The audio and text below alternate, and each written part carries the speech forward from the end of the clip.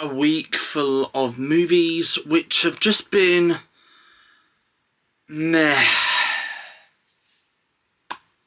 Just meh. Yeah, anyway, without further ado, let's get into this week's episode of the movie wrap-up, shall we? Hello there, Steve-Os. Welcome along to this week's episode of Steve's movie wrap-up. Just to let you know, by the way, there are some movies, actually, which I have missed out on watching at the beginning of the year, or towards the end of 2023, which, by the way, I'm just going to state it now, that in next week's episode of the movie wrap-up, I am going to be talking about them, so expect reviews from the likes of like Aquaman and the Lost Kingdom, obviously Madame Web as well, and just some other movies that I've seen that have been in the cinemas, but I've not had the chance to go and see them in the cinema. So yeah, so fingers crossed, in next week's episode of the movie wrap-up, which will be out next Sunday at 4 PM UK time, you can expect me to talk about some more recent movies that have been out there in the cinemas and stuff. But right now though, let's crack on with this week's episode of the movie wrap-up, shall we? You're watching Steve's movie wrap-up, episode 16. The first movie that we'll be reviewing in this episode is the movie Beautiful Disaster. Of course, starting off this week with the movie Beautiful Disaster, which, by the way, I gave half a star over on Letterboxd. Wow, did this movie get written using some form of artificial intelligence? I mean, this is probably the worst script I've ever heard in a rom-com movie that I have ever seen. To me, the plot does feel rather rushed. You know what, right? I'm not joking. The only reason why I laughed at this movie is because of how terribly bad the dialogue is. I've seen a few rom-coms in the last few years, but it's safe to say that this one is the worst I have seen so far. Also, according to Letterboxd and my Amazon Prime Video account, I've already watched this movie, and yet I don't remember seeing this movie. Anyways, Virginia Gardner and Dylan Sprouse star in this movie, and even they can't save this movie. And also, want to know what's even crazier about this? It's behind the same people who made the After franchise. And also, what's even crazier is the fact that this movie recently released a sequel to this titled Beautiful Wedding. I guess I'll give that a watch when it becomes available to me. But safe to say though, it probably will get a terrible review from me because I can't see this new franchise improving. I will say this though about the film. There's a decent cover version of the song It Must Be Love, originally performed by Madness, and I will say that as soon as I find out who covered it in this movie, then I will see if this song is available in full on Spotify and save it to my Lights playlist.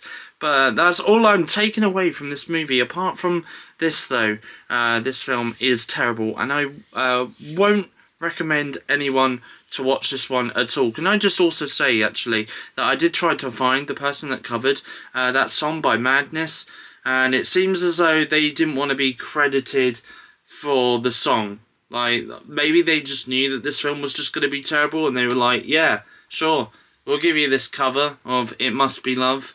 Sure, here you go. But don't credit me, though. This movie sounds bad. It was. Miller's Girl. Next movie I've seen this week is Miller's Girl, which I gave 1 star over on Letterboxd. This only deserves a 1-star rating just for Jenna Ortega and Martin Freeman alone. This is probably the worst project that I have seen Jenna Ortega star in, to be honest, and at times it can be rather uncomfortable to watch. I didn't really understand a lot of the dialogue. This just seemed so messy and complicated to watch. I will say though, there was times where the music score would kick in and gave me shivers down my spine, but aside from this though, that's the only praise that I could give to this film. I don't know what made Jenna or Martin say they'll make this film possible. Aside from the money that they get out of it, of course, but this really wasn't a great movie at all. Definitely one that I wouldn't recommend at all. This is me now. Another more recent movie that came out recently. This one actually came out on Amazon Prime Video. And of course this is Jennifer Lopez's This Is Me Now. I gave this one a 1-star rating over on Letterboxd. So firstly, what did I watch? Now, let me crack down to the positives of this movie. The only really great thing about this movie is that the music in this is great, and I'm assuming this is all taken from the recently released This Is Me Now album that Jennifer Lopez has recently released on various music streaming services like Spotify, Apple Music and Amazon Music. So the music in this is brilliant, and while I won't lie, I haven't heard any of Jennifer Lopez's past albums. I've only heard the singles that she's released, like On the Floor featuring Pitbull, but I haven't heard any of her past albums. And the one thing that I can take away from this is I'll go back and listen to the album again on Spotify, because the music in this was decent. The only other thing that I can positively say about this film is it's just over an hour long, and that's it. Definitely doesn't outstay its welcome at all. Aside from this though, this movie was just a mess. We have Keke Palmer, Jane Fonda, Ben Affleck, Post Malone starring in this short movie, which from my understanding is about Jennifer Lopez's love life and her narrating it. You know what? I think somebody needs me to get in contact with Amazon so that I can produce an album about my love life, then turn it into a 1-hour movie. If Jennifer Lopez can do it, then I'm sure anybody can. Anyways, this only gets 1 star for the music and the music alone. I'll definitely give it another listen on Spotify if I remember to do so at some point in the near future. The Marsh King's Daughter. The next movie that I have seen this week is The Marsh King's Daughter, which I gave 2.5 stars over on Letterboxd. I did somewhat enjoy this movie. I will say that it was nice to see Daisy Ridley in a movie that isn't connected or related to Star Wars in any way. I think this might also be the first project I have seen her in that is outside the Star Wars universe, and it's safe to say that she's a standout in this movie. For the first 20 minutes of the film, we see her character called Helena, who is much younger and played by a younger actress, and I will say that as we follow her throughout her childhood and we see her bond with her father and some of the traumatic things that she witnesses happens before our very eyes. The younger actress that played the young version of Helena did a really good job, I thought, and I will say that there are moments throughout the movie where Helena visits different places where her father took her as a child, and she does have these flashback moments of these memories she made with her father, and I did think that they tied in with the story very well, especially with the transitions. The music composed in this is great as well. Now, while this isn't a horror movie by any means, I would say this is more of a thriller / drama genre kind of movie, but there was one moment when Helena came out of nowhere, and there was this random bit of violin in the music composure that just got me. It literally just made me jump out of my skin. The pacing, however, could have been a little bit better. Admittedly, I feel as though this movie might have needed a little bit more space for the story to unfold, just a little bit more, because there are times where I felt as though the story itself was a little rushed. However, I will say that the first 20 minutes of the film didn't feel rushed at all. It felt like they had enough time to let the story of Helena as a child to tell it. But sadly, I don't think they could really fit in a lot of the adulthood of Helena, though. That part at times felt rushed. The movie is available to watch now over on Amazon Prime Video if you live in the UK. I'm not sure, however, where it is streaming elsewhere around the world, but I would say at least give this one a watch for Daisy Ridley's performance, because she does shine in this movie, which I did enjoy. The Underdogs. And I watched The Underdogs, which I gave 1.5 star over on Letterboxd. So Jason Jennings sounds like a name you would give to someone in a Marvel or a DC project who has a secret undercover superhero title to their name. However, though, did I enjoy watching this movie? Not really. The reason behind not liking this movie too much was because there was so much explicit language. Now, don't get me wrong, movies can have bad language in them. Of course they can, and I've seen plenty, and I mean absolutely plenty of movies with explicit language in them. But with this movie, though, it just seemed as though there was an explicit word in almost every sentence that was said throughout the movie.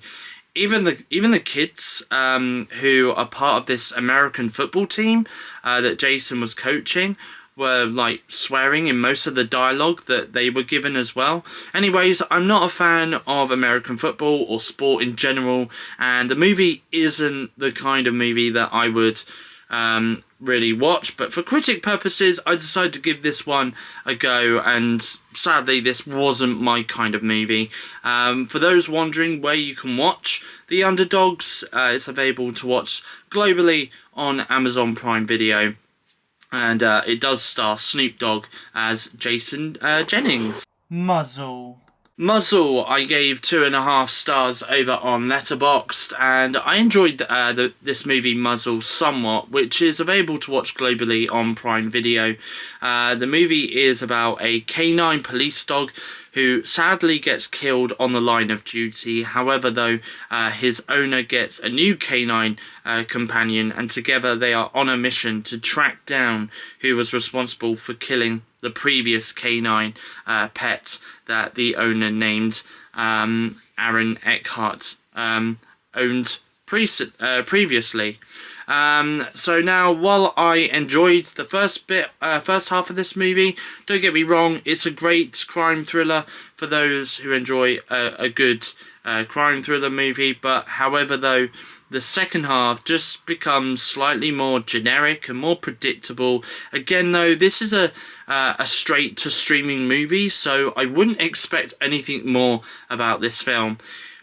Is the movie watchable, though? I would say so, and at times it's entertaining enough to keep the viewers on the edge of their seats, because this did keep me on the edge of my seat at times, and with its intense moments within the film. Also, I am going to say it, but the dogs that we do see in this film, despite them being police dogs, they're very cute dogs as well. No Way Up. No Way Up, I gave 2 stars over on Letterboxd. Now, I do enjoy a good survival thriller, and No Way Up, well, it's a potential contender of a survival thriller that I could go back and watch again. I mean, the plot itself is rather far-fetched, if you ask me. You have birds that fly straight into the engine of the plane from outside, causing the engine on one side of the plane to slowly come off until it drops off from the plane. Then you have the plane that busts wide open and causing passengers to fly out and fall to their deaths from the plane. that scene actually reminded me of something out of Final Destination. Then of course you have the plane fall from the sky and crash lands into the Pacific Ocean, and then you have just a few survivors fighting for their lives and trying to get out of the plane before it's too late, before they drown. However, though, this is where the story gets a little bit more far-fetched. There's not just survivors fighting for their lives on the plane. There's also deadly sharks ready to attack them, who are also swimming on the plane as the water levels rise where the survivors are. Now, I will say that the acting in this is pretty decent, and they did well in the roles that they played in this movie. There wasn't a lot of gore in this movie, but again, when we do see gore, they use CGI blood, which is rather noticeable. Now, I'm not one who loves shark movies. I think the only decent shark movie I have really seen is the original Jaws movie. But aside from this, aside from all all the other shark movies I have seen are pretty bad. Now, while this one isn't actually a bad movie per se, I would say that this one is rather watchable, and one that you could enjoy watching. This, I should also say as well, is another reason why I will never ever get on a plane. I've never been on a plane before, and after seeing this movie, well, I probably won't get on a plane anytime soon. About my father. And then the final movie that I have seen this week is About My Father, which I gave 2 stars over on Letterboxd. The movie was okay. I won't say it was brilliant. I did laugh at a couple of scenes, but I do feel as though if you give this movie a bit of time and let more and more people discover it, then it could end up becoming a timeless classic. I will say that for me, the only standout character is Salvo, played by the legendary Robert De Niro. But aside from that, I didn't really care much for any other character. The plot of the movie did seem to be decent, though. It's about a character called Sebastian, who is Italian and has an American girlfriend called Ellie, who is the love of his life, and he finds to be the perfect girlfriend, while his girlfriend called Ellie has a wealthy family and invites him and her to their house. He feels it. He finds it to be the perfect way to propose to his girlfriend. However, his father, Salvo, played by De Niro, joins them on the vacation. I will be honest here. I didn't mind the voiceover from the character Sebastian at the start of the movie, but I do feel as though the voiceover thing does get a little tiring after a while. Just commentating on everything that goes on throughout the movie, it does get a little tiring after a while. The movie is available to watch over on Amazon Prime Video. Do you want to know something, right? That's probably the most amount of movies that I have watched since the beginning of the year. Do you want to know one perfect reason as to why? Well, I've had a bit more time this week because I've had some time away from work. But anyway, thank you for watching. I hope you guys enjoyed this movie wrap-up episode. If you did, please give it a thumbs up. Leave a comment in the comment section down below. And feel free to let me know, what movies have you been watching recently? Have you enjoyed them? Have you disliked them? Whether it's in cinemas, whether it's on streaming services, feel free to let me know in the comment section down below. And as always, if you are new around here and you like what you see, feel free to hit that subscribe button to become a Stevo. Your next video will be out tomorrow, which will be the 27th of February at 4 PM UK time, which is Steve's weekly vlog. Your next movie wrap-up will be out on Sunday, the 3rd of March 2024 at 4 PM UK time, so feel free to check that out then. I will be reviewing movies like Bob Marley, One Love, Madame Web, Wicked Little Letters as well, and maybe I might be able to review Dune Part 2 as well. And like I said at the beginning of the video, I'm going to try my best to talk about some other movies that have come out in cinemas from the end of last year, beginning of this year, that I've not had the time to watch in cinemas, but I can watch at home on streaming. So I will try my best to get those movies watched and reviewed and spoken about in my next video as well. But until then though, it's goodbye. Thank you for watching, and I'll see you guys again in my next YouTube video.